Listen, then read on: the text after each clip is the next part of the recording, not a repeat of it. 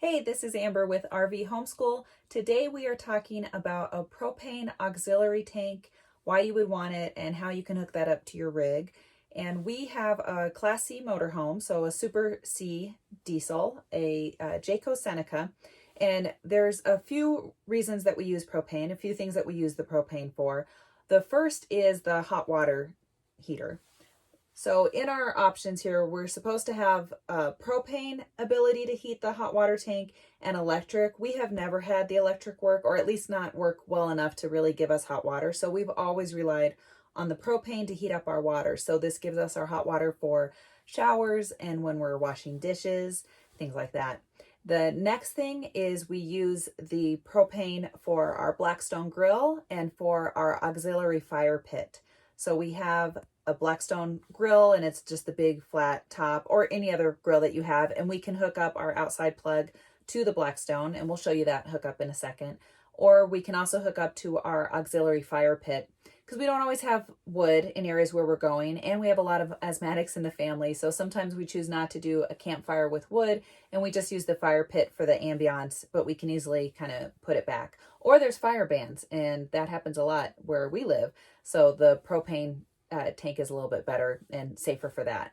So you're not leaving any firewood out. And then the third thing that we use it for, and probably the most important, is heat. So we do have two sources of heat on our unit. We're able to use electric heat or gas.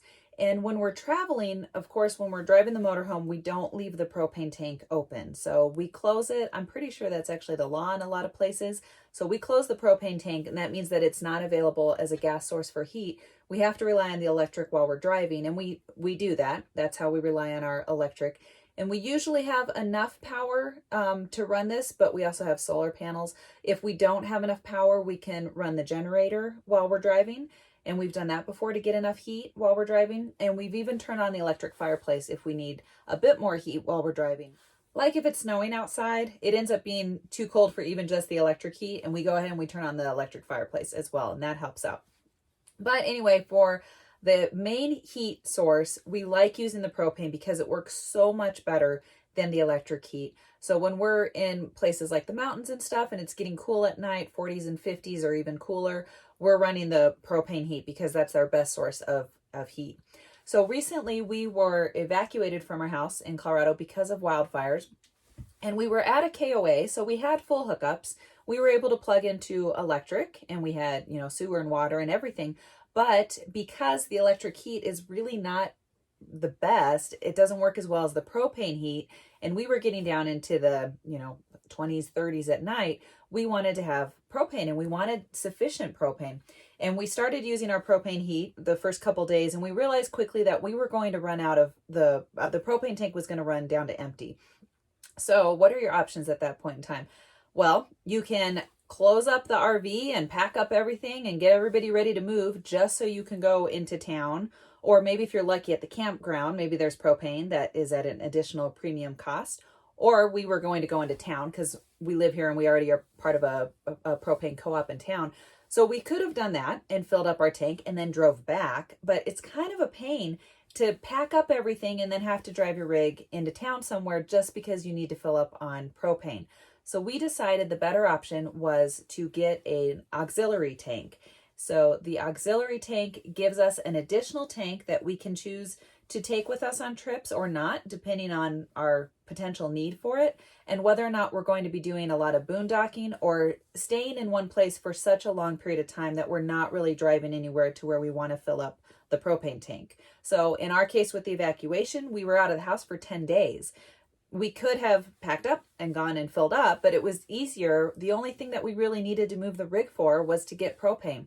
So it was easier to get the auxiliary tank. So let me show you some images of what that looks like on the outside of the unit.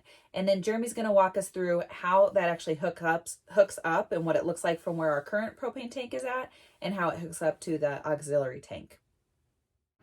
So here's the image of our 40-pound auxiliary propane tank, and you can see we have it sitting here just outside of where our other tank that is mounted into the RV is located. And then there's a 5-foot connector hose that just connects the tank over to the extended stay connection that Jeremy's going to show here in just a minute.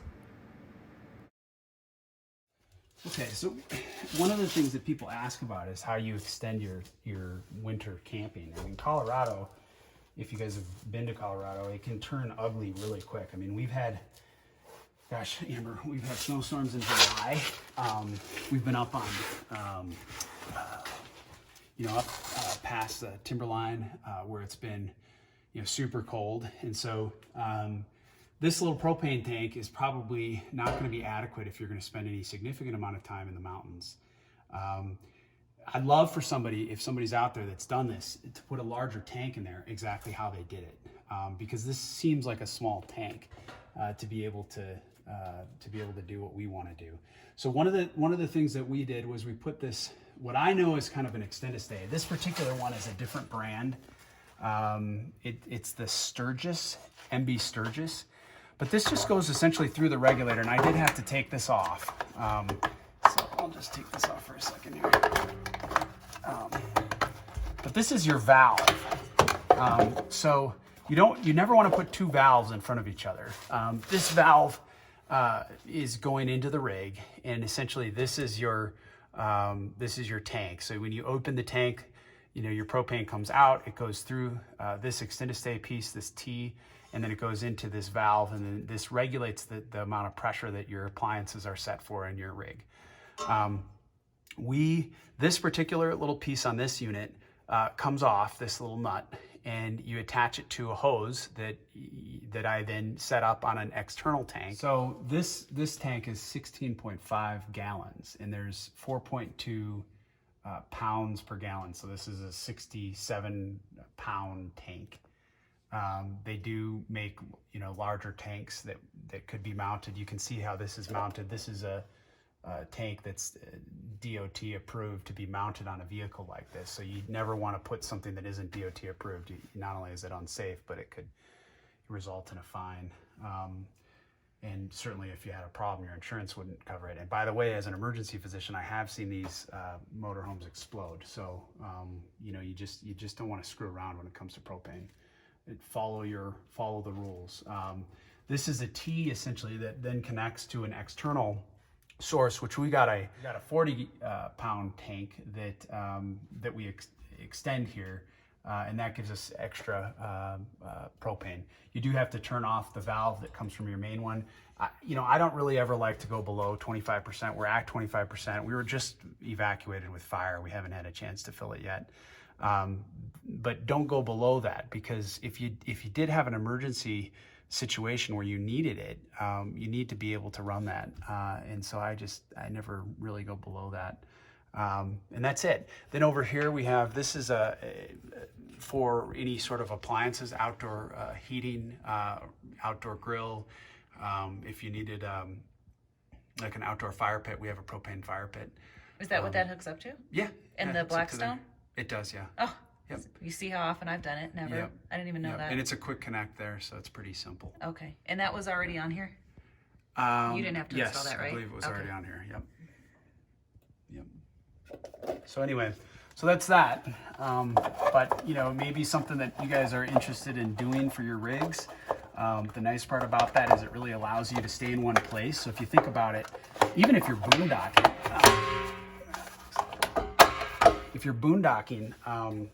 you're gonna only need to move really to dump your black. If you have a tote for your gray, your propane tank could be filled up remotely without moving your rig. If you're parked at a campsite, for example, you already have access to dump your gray and your black. What you're not going to have is access to fill up your propane very conveniently. So it really allows you to stay in one place without having to move.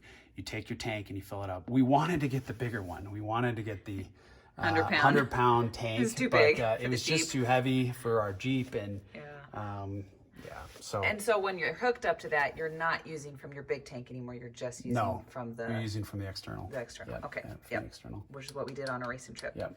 And like I say, this one is called the Sturgis. The most common is known as the Extend-A-Stay. They have them at Camping World. Just for whatever reason, at the campsite we were at or place we were at, they didn't have that. So hopefully that was helpful in seeing how the auxiliary tank just easily hooks up as long as you have one of those extended stays or whatever brand that you end up using. And you can easily take it off and go take it into town and fill it up and not have to move your whole RV. So it's perfect if you're boondocking. It's perfect even if you're not boondocking, if you're at a place with full amenities, but you just need to go through a lot of propane. So you're needing it for hot water, or like we do a lot of travel where we're in colder weather. So it really is a helpful feature. It's easy enough to take along, and we have a tow vehicle, so we're able to just put it upright in one of the back seats, and we can take it into town to get filled. They don't like to have it filled and then laying on its side, so I'm not sure if there's a real safety risk there or not, but we just have it sitting upright in one of the back seats. I even sometimes can just strap it in, and it safely sits there, and then we can take it back to our main RV. So hopefully this was helpful, and it lets you see how an auxiliary tank might help you out. Feel free to subscribe if you want other videos on RV travel throughout the United States, especially national parks, having a Class C motorhome and what that's like, modifications to Class C motorhomes, and other newbie tips and tricks if you're new to RVing. So thank you so much for watching. Please feel free to like or comment below, and happy travels.